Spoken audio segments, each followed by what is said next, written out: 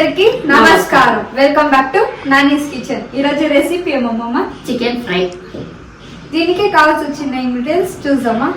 Chicken అర్ధ KG, తగినంత ఉప్పు, 1 స్పూన్ పసుపు, ఆయిల్, ఎర్రగడ్డ కప్పు, అల్లము, కొత్తిమీర, తెల్లవాయలు వేసి మసాలా, కారం పొడి, కరివేపాకు, ధనియాల పొడి.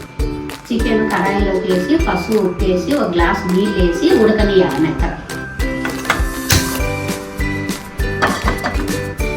చికెన్ కడాయిలోకి వేస్తాను, ఉప్పు వేస్తాను, తగినంత ఉప్పు, తగినంత పసుపు. చికెన్లో నీళ్ళు ఇమిరిపోయేంత వరకు బాగా మగ్గాలి.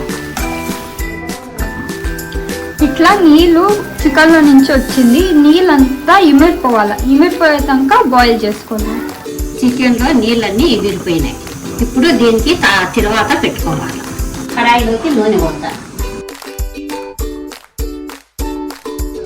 ఎర్రగడ్డలు నూనెలో వేస్తాను.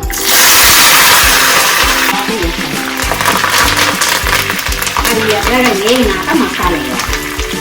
ఎర్రగడ్డలు ఎర్రగా వేగినాయి. ఇప్పుడు మసాలా వేస్తాను.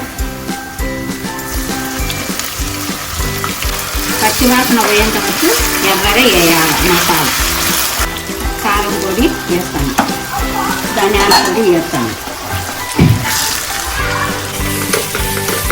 పచ్చివాసన పోయేంత వరకు ఎర్రగా వేగింది. ఇప్పుడు చికెన్లోకి ఎర్రగా వేగాలి 10 నిమిషాలు. దీంట్లోకి కొంచెం ఒట్టి కొబ్బరి వేయాలి. ఒట్టి కొబ్బరి వేస్తాను. కొబ్బరి ఎందుకు వేస్తున్నామంటే గుజ్జుగా వస్తుంది అన్నంలోకి కానీ చపాతీలోకి కానీ. 5 నిమిషాలు బాగా వేయించుకోవాలి. వేడి వేడి చికెన్ ఫ్రై రెడీ అయింది. దీన్ని టేస్ట్ చూసి ఎలా ఉందని చెప్తామా.